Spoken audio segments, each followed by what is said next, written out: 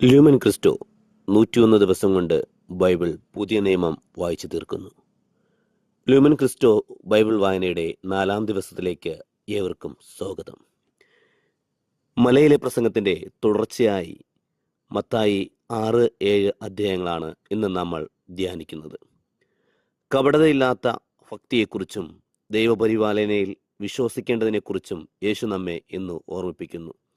നമുക്ക് വായനയിലേക്ക് കടക്കാം. വിശുദ്ധ മത്തായി എഴുതിയ സുവിശേഷം 6-ാം അധ്യായം. ധർമ്മദാനം. നിങ്ങളുടെ സൽക്കർമ്മങ്ങൾ മറ്റുള്ളവരെ കാണിക്കാൻ വേണ്ടി അവരുടെ മുൻപിൽ വെച്ച് അനുഷ്ഠിക്കാതിരിക്കാൻ സൂക്ഷിക്കുക. അല്ലാത്ത പക്ഷം നിങ്ങളുടെ സ്വർഗസ്ഥനായ പിതാവിന്റെ പക്കൽ നിങ്ങൾക്ക് പ്രതിഫലമുണ്ടാകില്ല. മറ്റുള്ളവരിൽ നിന്ന് പ്രശംസ ലഭിക്കാൻ കപടനാട്യക്കാർ സിനഗോഗുകളിലും തെരുവീതികളിലും ചെയ്യുന്ന പോലെ നീ ഭിക്ഷ കൊടുക്കുമ്പോൾ നിന്റെ മുമ്പിൽ കാഹളം മുഴക്കരുത്. സത്യമായി ഞാൻ നിങ്ങളോട് പറയുന്നു, അവർക്ക് പ്രതിഫലം ലഭിച്ചു കഴിഞ്ഞു. നീ ധർമ്മദാനം ചെയ്യുമ്പോൾ നിന്റെ വലത്ത് കൈ ചെയ്യുന്നത് ഇടത്ത് കൈ അറിയാതിരിക്കട്ടെ. അങ്ങനെ നിന്റെ ധർമ്മദാനം രഹസ്യമായിരിക്കട്ടെ. രഹസ്യത്തിൽ കാണുന്ന നിന്റെ പിതാവ് നിനക്ക് പ്രതിഫലം നൽകും. പ്രാർത്ഥന. നിങ്ങൾ പ്രാർത്ഥിക്കുമ്പോൾ കപടനാട്യക്കാരെ പോലെ ആകരുത്. അവർ മറ്റുള്ളവരെ കാണിക്കാൻ വേണ്ടി സിനഗോഗുകളിലും തെരുവീതികളുടെ കോണുകളിൽ നിന്ന് പ്രാർത്ഥിക്കാനാണ് ഇഷ്ടപ്പെടുന്നത്. സത്യമായി ഞാൻ നിങ്ങളോട് പറയുന്നു, അവർക്ക് പ്രതിഫലം ലഭിച്ചു കഴിഞ്ഞു. എന്നാൽ നീ പ്രാർത്ഥിക്കുമ്പോൾ നിന്റെ മുറിയിൽ കടന്ന് കതകടച്ച് അദൃശ്യനായ നിന്റെ പിതാവിനോട് പ്രാർത്ഥിക്കുക. രഹസ്യത്തിൽ കാണുന്ന നിന്റെ പിതാവ് നിനക്ക് പ്രതിഫലം നൽകും. അതുപോലെ പ്രാർത്ഥിക്കുമ്പോൾ വിജാതീയരെ പോലെ നിങ്ങൾ ജൽപ്പനം ചെയ്യരുത്. എന്തെന്നാൽ അതിഭാഷണം വഴി തങ്ങളുടെ പ്രാർത്ഥന കേൾക്കപ്പെടുമെന്ന് അവർ കരുതുന്നു. നിങ്ങൾ അവരെ പോലെ ആകരുത്. എന്തെന്നാൽ നിങ്ങൾ ചോദിക്കുന്നതിന് മുമ്പ് തന്നെ നിങ്ങളുടെ ആവശ്യം നിങ്ങളുടെ പിതാവ് അറിയുന്നു. യേശു പഠിപ്പിച്ച പ്രാർത്ഥന. നിങ്ങൾ ഇപ്രകാരം പ്രാർത്ഥിക്കുവിൻ: സ്വർഗസ്ഥനായ ഞങ്ങളുടെ പിതാവേ, അങ്ങയുടെ നാമം പരിശുദ്ധമാക്കപ്പെടണമേ. അങ്ങയുടെ രാജ്യം വരണമേ. അങ്ങയുടെ ഹിതം സ്വർഗത്തിലെ പോലെ ഭൂമിയിലുമാകണമേ. അന്നു വേണ്ട ആഹാരം ഇന്ന് ഞങ്ങൾക്ക് നൽകണമേ. ഞങ്ങളുടെ കടക്കാരോട് ഞങ്ങൾ ക്ഷമിച്ചതുപോലെ ഞങ്ങളുടെ കടങ്ങൾ ഞങ്ങളോട് ക്ഷമിക്കണമേ. ഞങ്ങളെ പ്രലോഭനത്തിൽ ഉൾപ്പെടുത്തരുതേ. തിന്മയിൽ നിന്ന് ഞങ്ങളെ രക്ഷിക്കണമേ. മറ്റുള്ളവരുടെ തെറ്റുകൾ നിങ്ങൾ ക്ഷമിക്കുമെങ്കിൽ സ്വർഗസ്ഥനായ നിങ്ങളുടെ പിതാവ് നിങ്ങളോടും ക്ഷമിക്കും. മറ്റുള്ളവരോട് നിങ്ങൾ ക്ഷമിക്കുകയില്ലെങ്കിൽ നിങ്ങളുടെ പിതാവ് നിങ്ങളുടെ തെറ്റുകളും ക്ഷമിക്കുകയില്ല. ഉപവാസം. നിങ്ങൾ ഉപവസിക്കുമ്പോൾ കപടനാട്യക്കാരെ പോലെ വിഷാദം ഭാവിക്കരുത്. തങ്ങൾ ഉപവസിക്കുന്നുവെന്ന് അന്യരെ കാണിക്കാൻ വേണ്ടി അവർ മുഖം വിരൂപമാക്കുന്നു. സത്യമായി ഞാൻ നിങ്ങളോട് പറയുന്നു, അവർക്ക് പ്രതിഫലം ലഭിച്ചു കഴിഞ്ഞു. എന്നാൽ നീ ഉപവസിക്കുമ്പോൾ ശിരസിൽ തൈലം പുരട്ടുകയും മുഖം കഴുകുകയും ചെയ്യുക. അങ്ങനെ ഉപവസിക്കുന്നവനായി നിന്നെ അദൃശ്യനായ പിതാവല്ലാതെ മറ്റാരും കാണാതിരിക്കട്ടെ. രഹസ്യത്തിൽ കാണുന്ന നിന്റെ പിതാവ് നിനക്ക് പ്രതിഫലം നൽകും. യഥാർത്ഥ നിക്ഷേപം. ഭൂമിയിൽ നിങ്ങൾക്ക് വേണ്ടി നിക്ഷേപം കരുതി വെക്കരുത്. തുരുമ്പും കീടങ്ങളും അവ നശിപ്പിക്കും. കള്ളന്മാർ തുരന്നെടുക്കുകയും മോഷ്ടിക്കുകയും ചെയ്യും. എന്നാൽ സ്വർഗത്തിൽ നിക്ഷേപങ്ങൾ കരുതി വയ്ക്കുക. അവിടെ തുരുമ്പും കീടങ്ങളും അവ നശിപ്പിക്കുകയില്ല. കള്ളന്മാർ തുരന്നെടുക്കുകയോ മോഷ്ടിക്കുകയോ ഇല്ല. എവിടെയാണോ നിങ്ങളുടെ നിക്ഷേപം, അവിടെയായിരിക്കും നിങ്ങളുടെ ഹൃദയവും. കണ്ണ് ശരീരത്തിന്റെ വിളക്ക്. കണ്ണാണ് ശരീരത്തിന്റെ വിളക്ക്.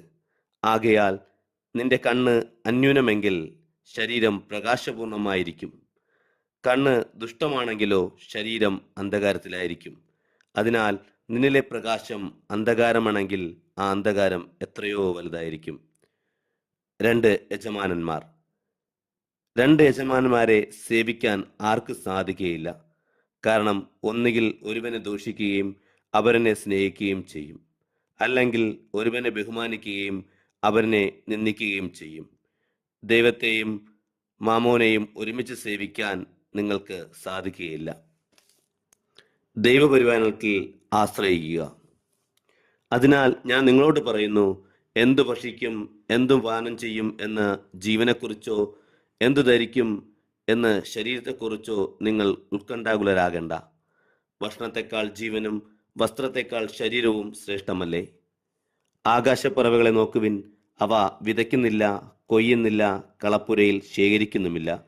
എങ്കിലും നിങ്ങളുടെ സ്വർഗസ്ഥനായ പിതാവ് അവയെ തീറ്റിപ്പോറ്റുന്നു. അവയേക്കാൾ എത്രയോ വിലപ്പെട്ടവരാണ് നിങ്ങൾ. ഉത്കണ്ഠ മൂലം ആയുസ് ഒരു വിനായികയെങ്കിലും കൂട്ടാൻ നിങ്ങളിൽ ആർക്കെങ്കിലും സാധിക്കുമോ? വസ്ത്രത്തെപ്പറ്റിയും നിങ്ങൾ എന്തിന് ആകുലരാകുന്നു? വയലിലെ ലില്ലികൾ എങ്ങനെ വളരുന്നു എന്ന് നോക്കുക. അവ അധ്വാനിക്കുന്നില്ല, നൂൽക്കുന്നുമില്ല. സത്യമായി ഞാൻ നിങ്ങളോട് പറയുന്നു, സോളമൻ പോലും തൻ്റെ സർവ്വമഹത്വത്തിലും ഇവയിൽ ഒന്നിനെപ്പോലും അലങ്കൃതനായിരുന്നില്ല. ഇന്നുള്ളതും നാളെ അടുപ്പിലെറിയപ്പെടുന്നതുമായ പുല്ലിനെ ദൈവം ഇപ്രകാരം അലങ്കരിക്കുന്നെങ്കിൽ അല്പവിശ്വാസികളെ, നിങ്ങളെ അവിടുന്ന് എത്രയധികം അലങ്കരിക്കുകയില്ല. അതിനാൽ എന്തു ഭക്ഷിക്കും, എന്തു പാനം ചെയ്യും, എന്തു ധരിക്കുമെന്ന് വിചാരിച്ച് നിങ്ങൾ ആകുലരാകേണ്ട. നിങ്ങൾക്കിവയെല്ലാം ആവശ്യമാണെന്ന് നിങ്ങളുടെ സ്വർഗീയ പിതാവ് അറിയുന്നു. നിങ്ങളാകട്ടെ ആദ്യം അവിടുത്തെ രാജ്യവും അവിടുത്തെ നീതിയും അന്വേഷിക്കുവിൻ. അതോടൊപ്പം മറ്റുള്ളവയെല്ലാം നിങ്ങൾക്ക് നൽകപ്പെടും. അതിനാൽ നാളെക്കുറിച്ച് നിങ്ങൾ ആകുലരാകരുത്. നാളത്തെ ദിനം അതിനെക്കുറിച്ച് ആകുലപ്പെട്ടുകൊള്ളും. ഓരോ ദിവസത്തിനും അതതിൻ്റെ ക്ലേശം മതി. വിശുദ്ധ മത്തായി എഴുതിയ സുവിശേഷം 7-ാം അധ്യായം. അന്യരെ വിധിക്കരുത്. വിധിക്കപ്പെടാതിരിക്കാൻ നിങ്ങളും വിധിക്കരുത്. നിങ്ങൾ വിധിക്കുന്ന വിധിയാൽ തന്നെ നിങ്ങളും വിധിക്കപ്പെടും. നിങ്ങൾ അളക്കുന്ന അളവ് കൊണ്ട് തന്നെ നിങ്ങൾക്കും അളന്നു കിട്ടും. നീ സഹോദരന്റെ കണ്ണിലെ കരട് കാണുകയും നിന്റെ കണ്ണിലെ തടിക്കഷ്ണം ശ്രദ്ധിക്കാതിരിക്കുകയും ചെയ്യുന്നത് എന്തുകൊണ്ട്? അഥവാ നിന്റെ കണ്ണിൽ തടിക്കഷ്ണം ഇരിക്കെ സഹോദരനോട് ഞാൻ നിന്റെ കണ്ണിൽ നിന്ന് കരടെടുത്ത് കളയട്ടെ എന്ന് എങ്ങനെ ചോദിക്കും? കപടനാട്യക്കാരാ, ആദ്യം സ്വന്തം കണ്ണിൽ നിന്ന് തടിക്കഷ്ണം എടുത്തു മാറ്റുക. അപ്പോൾ നിന്റെ സഹോദരന്റെ കണ്ണിലെ കരടെടുത്ത് കളയാൻ തക്കവിധം വ്യക്തമായി നീ കാണും. വിശുദ്ധമായത് നായ്ക്കൾക്ക് കൊടുക്കരുത്. നിങ്ങളുടെ മുത്തുകൾ പന്നികളുടെ മുൻപിൽ ഇട്ടുകൊടുക്കരുത്. അവ മുത്തുകൾ ചവിട്ടി നശിപ്പിക്കുകയും തിരിഞ്ഞ് നിങ്ങളെ ആക്രമിക്കുകയും ചെയ്തേക്കാം. പ്രാർത്ഥനയുടെ ശക്തി. ചോദിക്കുവിൻ, നിങ്ങൾക്ക് നൽകപ്പെടും. അന്വേഷിക്കുവിൻ, നിങ്ങൾ കണ്ടെത്തും. മുട്ടുവിൻ, നിങ്ങൾക്ക് തുറന്നു കിട്ടും. കാരണം ചോദിക്കുന്ന ആർക്കും ലഭിക്കുന്നു, അന്വേഷിക്കുന്നവൻ കണ്ടെത്തുന്നു, മുട്ടുന്നവന് തുറക്കപ്പെടുകയും ചെയ്യുന്നു. മകൻ അപ്പം ചോദിച്ചാൽ കല്ല് കൊടുക്കുന്ന ആരെങ്കിലും നിങ്ങളിലുണ്ടോ? അഥവാ മീൻ ചോദിച്ചാൽ പാമ്പിനെ കൊടുക്കുമോ? അതിനാൽ മക്കൾക്ക് നല്ല വസ്തുക്കൾ കൊടുക്കണമെന്ന് ദുഷ്ടരായ നിങ്ങൾക്കറിയാമെങ്കിൽ നിങ്ങളുടെ സ്വർഗസ്ഥനായ പിതാവ് തന്നോട് ചോദിക്കുന്നവർക്ക് എത്രയോ കൂടുതൽ നന്മകൾ നൽകും. അതുകൊണ്ട് മനുഷ്യർ നിങ്ങൾക്ക് ചെയ്തു തരണമെന്ന് നിങ്ങൾ ആഗ്രഹിക്കുന്നതെല്ലാം നിങ്ങളും അവർക്ക് ചെയ്യുവിൻ.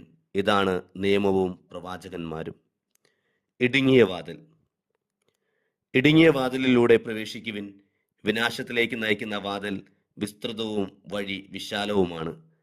അതിലേക്ക് കടന്നു പോകുന്നവൻ ഏറെയാണ് താനും. എന്നാൽ ജീവനിലേക്ക് നയിക്കുന്ന വാതിൽ ഇടുങ്ങിയതും വഴി ഞെരുങ്ങിയതുമാണ്. അത് കണ്ടെത്തുന്നവരോ ചുരുക്കം. വേദപ്രവാചകന്മാർ. ആടുകളുടെ വേഷത്തിൽ വരുന്ന വേദപ്രവാചകന്മാരെ സൂക്ഷിക്കുക. ഉള്ളുകൊണ്ട് അവർ കടിച്ചു ചീന്തുന്ന ചെന്നായ്ക്കളാണ്. ഫലങ്ങളിൽ നിന്ന് അവരെ തിരിച്ചറിയാം. മുൾച്ചെടിയിൽ നിന്ന് മുന്തിരിപ്പഴമോ ഞെരിഞ്ഞിൽ നിന്ന് അത്തിപ്പഴമോ പറിക്കാറുണ്ടോ? നല്ല വൃക്ഷം നല്ല ഫലവും ചീത്ത വൃക്ഷം ചീത്ത ഫലവും നൽകുന്നു. നല്ല വൃക്ഷത്തിന് ചീത്ത ഫലങ്ങളോ ചീത്ത വൃക്ഷത്തിന് നല്ല ഫലങ്ങളോ പുറപ്പെടുവിക്കാൻ സാധിക്കുകയില്ല. നല്ല ഫലം നൽകാത്ത വൃക്ഷങ്ങളെല്ലാം വെട്ടി തീയിലെറിയപ്പെടും. അവരുടെ ഫലങ്ങളിൽ നിന്ന് നിങ്ങൾ അവരെ തിരിച്ചറിയും. യഥാർത്ഥ ശിഷ്യൻ. കർത്താവേ, കർത്താവേ എന്ന് വിളിക്കുന്ന ഏവരുമല്ല, സ്വർഗസ്ഥനായ എൻ്റെ പിതാവിൻ്റെ ഇഷ്ടം നിറവേറ്റുന്നവനാണ് സ്വർഗരാജ്യത്തിൽ പ്രവേശിക്കുന്നത്. അന്ന് പലരും എന്നോട് ചോദിക്കും, കർത്താവേ, കർത്താവേ, ഞങ്ങൾ നിന്റെ നാമത്തിൽ പ്രവചിക്കുകയും നിന്റെ നാമത്തിൽ പിശാചുക്കളെ പുറത്താക്കുകയും നിന്റെ നാമത്തിൽ നിരവധി അത്ഭുതങ്ങൾ പ്രവർത്തിക്കുകയും ചെയ്തില്ലേ? അപ്പോൾ ഞാൻ അവരോട് പറയും, നിങ്ങളെ ഞാൻ ഒരിക്കലും അറിഞ്ഞിട്ടില്ല. അനീതി പ്രവർത്തിക്കുന്നവരെ, നിങ്ങൾ എന്നിൽ നിന്ന് അകന്നു പോകുവിൻ. 2 അടിസ്ഥാനങ്ങൾ. അതിനാൽ എൻ്റെ ഈ വചനങ്ങൾ ശ്രവിക്കുകയും അവ അനുസരിക്കുകയും ചെയ്യുന്നവൻ പാറമേൽ ഭവനം പണിത വിവേകമതിയായ മനുഷ്യന് തുല്യനായിരിക്കും. മഴ പെയ്തു, വെള്ളപ്പൊക്കമുണ്ടായി, കാറ്റൂതി, അത് ഭവനത്തിന്മേൽ ആഞ്ഞടിച്ചു, എന്നിട്ടും അത് വീണില്ല. എന്തുകൊണ്ടെന്നാൽ അത് പാറമേൽ സ്ഥാപിതമായിരുന്നു. എൻ്റെ ഈ വചനങ്ങൾ കേൾക്കുകയും എന്നാൽ അവ അനുസരിക്കാതിരിക്കുകയും ചെയ്യുന്നവൻ മണൽപ്പുറത്ത് ഭവനം പണിത ഭോഷന് തുല്യമായിരിക്കും. മഴ പെയ്തു, വെള്ളപ്പൊക്കമുണ്ടായി, കാറ്റൂതി, അത് ഭവനത്തിന്മേൽ ആഞ്ഞടിച്ചു, അത് വീണുപോയി. അതിൻ്റെ വീഴ്ച വലുതായിരുന്നു. അങ്ങനെ യേശു ഈ വചനങ്ങൾ അവസാനിപ്പിച്ചപ്പോൾ ജനക്കൂട്ടം അവൻ്റെ പ്രബോധനത്തെപ്പറ്റി വിസ്മയിച്ചു. എന്തെന്നാൽ അവരുടെ നിയമജ്ഞരെ പോലെയല്ല, അധികാരമുള്ളവനെ പോലെയാണ് അവൻ പഠിപ്പിച്ചത്. 4-ാം ദിവസത്തെ വായന ഇവിടെ അവസാനിക്കുന്നു. കേൾക്കുക മാത്രം ചെയ്യുന്നവരല്ല, വചനം പ്രവർത്തിക്കുന്നവരായി മാറാൻ ഈ അധ്യായങ്ങൾ നമ്മെ പ്രേരിപ്പിക്കുന്നു. ക്രിസ്തുവിലാകുന്ന പാറമേൽ നമ്മുടെ ജീവിതം പണിയാം. എല്ലാവർക്കും അനുഗ്രഹീതമായ ഒരു ദിവസം ആശംസിക്കുന്നു.